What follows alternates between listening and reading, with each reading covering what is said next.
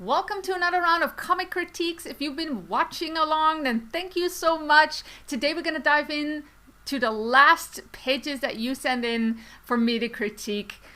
Quick intro, if you don't know me, my name is Henrike. I make and teach comics, and if you want to make your own comics in 2021, then I want to direct you to my checklist for starting comic/webcomic artists. You can go to pencilsandstories.com/extra and you can sign up for my email list and get that sent to your inbox immediately. Without further ado, let's dive into the last of the critiques. This is a comic page by Scott Rigsby, and he is making the comic Scarecrow.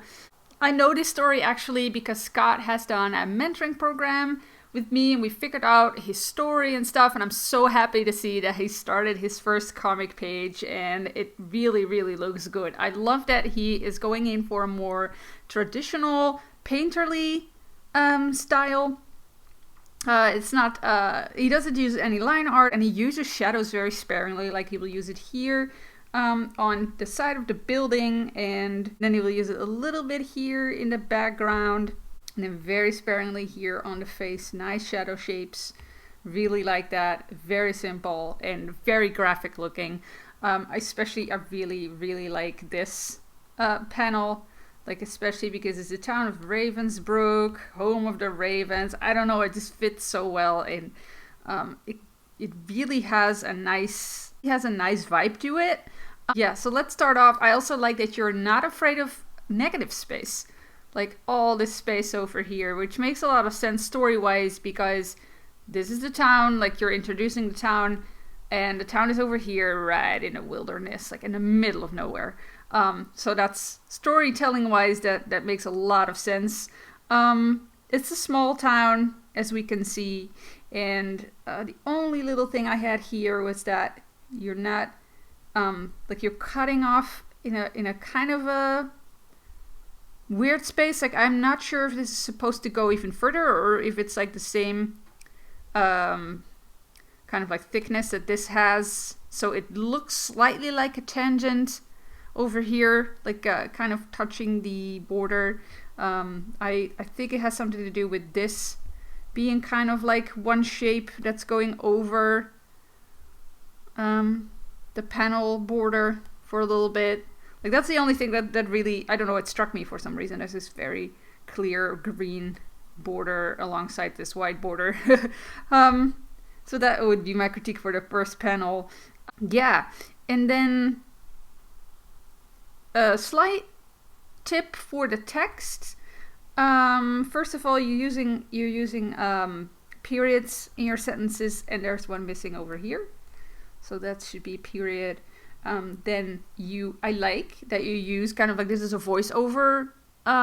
This is kind of like a voiceover voice, so it makes a lot of sense that it's not in word balloons. You could opt for a box, but it's not necessary, and you make nice use of this space, which also kind of frames it as being in a box.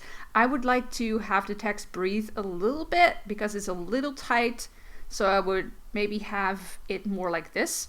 So that would mean the building should go a little bit smaller or a little bit more downwards. Because if you want to use this as a box, it feels a little bit cramped. That's my only thing, because this is making kind of like a natural box around your text. And then about the eye, like you're doing this really well. Like you're using a lowercase I in these places, which is really good. You would use this crossbar I only for the pronoun I. So not even at the start of a sentence. This is only used for I, as in I myself. Or if you have like a I don't know, CIA. So very graphic. I really like it. You immediately set the tone too. I think this is a very strong first page. You immediately go right into the action in this panel. And immediately going into kind of like the struggle of your main character on the first page. Very strong. One thing that I wanted to kind of say is, if you zoom out, let me get rid of those red things.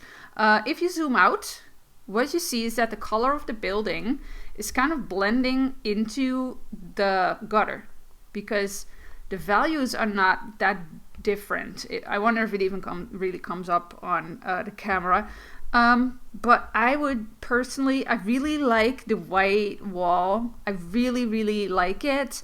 But because you are not working with panel borders, you're not working with black lines around your panels, be mindful of this, because if you zoom out, it looks like you have a ton of gutter space. For example, this wall looks like a gutter. This wall.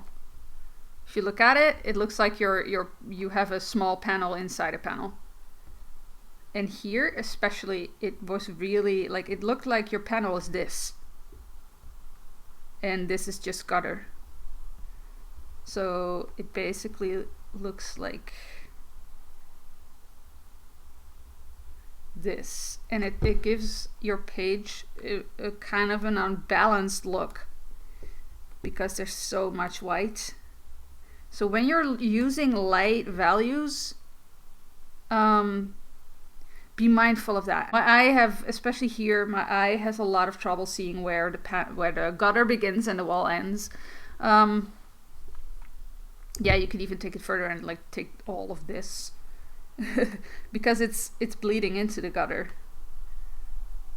Like, see, the entire left side of your page is incredibly white and incredibly, yeah, it just makes it look a little unbalanced.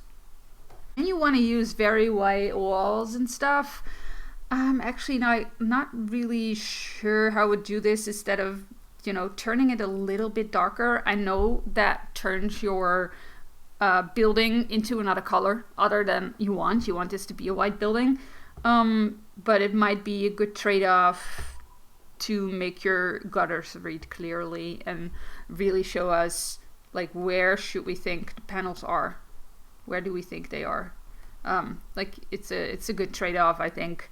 Another thing you can do is put a tree here, so we know that, oh, there's the panels cut off there. And then here too, maybe have a shadow from something coming in. You know, that will give us kind of an indication of where the gutter is starting and ending. Really like this graphical, like, these lines. It makes everything look so quiet because everything is horizontal. And then here we start getting into like more like diagonals and stuff. One other thing that's completely because I made the same mistake myself at one point. Be careful of these kinds of things. This is a line that goes straight on and it almost is the same as her belt. So be careful because you can subconsciously attach her to the back of the, you know, the back of the background. You know, it can really feel like she's cut in half almost. So be mindful of these kinds of like tensions, I guess they are. Yeah, I had the same once. I had a character with a belt and then they were climbing up a ledge and the ledge was right on the same level as the belt, which really made him look like he was split in two. So yeah, it was kind of funny that I caught like the same thing in your page. You know, making this a little bit more curved would kind of break this line, which would make it less of a problem. But here, because it's slightly curved, but not curved too much. Yeah, it kind of attaches to it, to that thing. Really, really nicely done. I love it. Keep it up. And the last comic, we have a comic from Lotte Berg, and her comic is called Abracadabra, which I really love. This main character is called Debora, and I love that. It's a nice wordplay. The first thing that catches my eye, again, you all have such nice graphic styles, people. Like, really, really nice. You work really well with just a single line width everywhere, and then you really, really go in with the color. There's no shadows. You do everything with color, and I really, really like that. It's a bold choice, and it looks really nice with your style. I absolutely love it. And this is the first page. Again, thank you all so much for sending me your first pages. Oh, they all look so great. Immediately sets the tone. We know where we are. Also, Abracadabra. Like immediately know it's a restaurant. It's nice looking. I love that you made this like super yellow, and then this one a little bit a muted color, which makes us really go in like, oh, we need to be here. This is the scene where we are. And then you don't even set the background in this area anymore. A lot of people would maybe go in with like going in and then having a little bit bigger panel still and setting kind of like the scene inside of the restaurant. And I'm not sure how long your scene is going to be in this place. Like it looks like she's not happy in her job, so she might quit really soon, and then we don't even like need this anymore.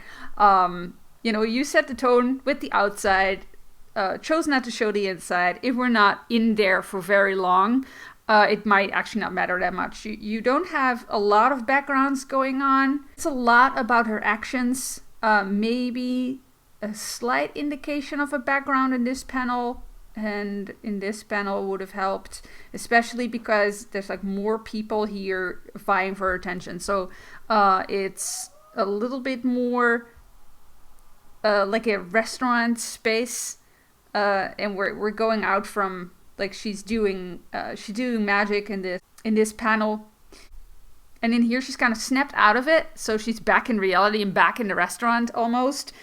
So maybe a background would have, like a slight background, like an indication of it, not go full out drawing an entire restaurant, especially if you're not going to use it much anymore. But maybe an indication of like a counter or some some other tables around, and then just doing silhouettes. Nothing too fancy because it's a smaller panel, so you don't really have much space.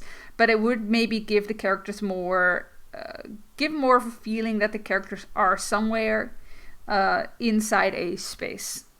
Again, with the word balloons, I feel like this can have a little bit more space. Like you don't have to go super wide here, but this H is kind of almost butting up to the corner. So again, keep in mind a character of space around your entire text at all times.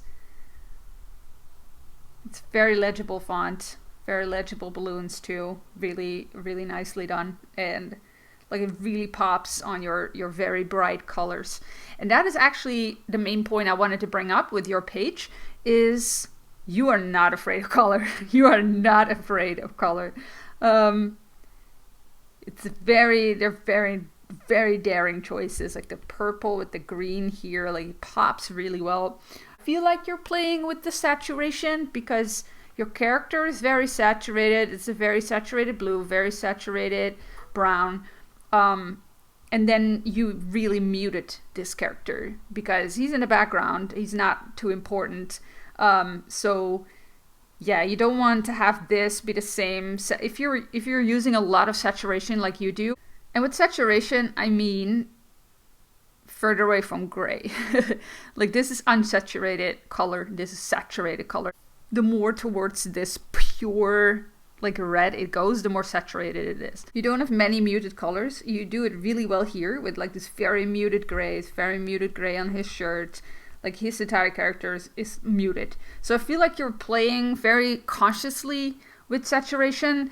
Just be careful with a lot of saturation. The colors will start competing with each other. And when the colors are this different from each other, like very warm and very cool colors, that works very well design-wise. But then you put her on a purple and pink. The pink is especially starting to get dangerous. Background, and then in the same saturation. But look how close these colors are to each other on the color wheel. This is not a wheel. Maybe I should go for a wheel. Let's see. This is her skin tone. And then this is the purple that you use. And it goes a little bit here, but then you connect it with the pink. And these are an analogous colors. That's what you call them. They're besides to each other on a color wheel. And then you use almost the same saturation for all of these colors. So these will really start to compete with each other. And my brain, if you squint, you know, if you zoom out and you squint, you see that these colors are starting to vie for attention. You start seeing them blending together a little bit. You don't have that problem here because, you know, very like almost opposite to each other on the color wheel colors. It works well for him because you don't want him to be super obvious. So that he blends a little bit into the background, doesn't really matter, but then his skin tone really pops on this purple. And yeah, that was the thing with the colors that stood out the most. You know, play a little bit more with varying saturation, but then also varying the value. I feel like they are all still not too dark colors. Even this table goes a little bit more towards the dark side. See that? And you know, it works really well because her hair is very dark. It's the darkest thing on the page, and she's the main character, so she catches the most attention, which is really, really nice. Everything around her screams for attention because it's so saturated. So that's my only point, like especially in backgrounds, be mindful of the saturation, or else like if everything's saturated, you lose depth because stuff, the further you go back, stuff is less saturated. I think you know that because in the background, you know, these mountains are not very saturated. This green is already way less saturated than it could have been. So I feel like you know this, but you can play with it even more and really have, you know, play with saturation and especially also value in the background. You know, stuff in the back usually goes lighter because of atmosphere. You know, if it's daytime, stuff in the back goes lighter and less saturated. So if you want to play a little bit more with depth, you could do that. Have backgrounds not as saturated as the characters.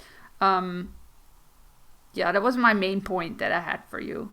So yeah, also really nice, strong page. I feel like you really can see the struggle with this character. She doesn't seem too happy in her job or too happy by the way she's treated. So I'm assuming from your first page that that is what her story is going to be about.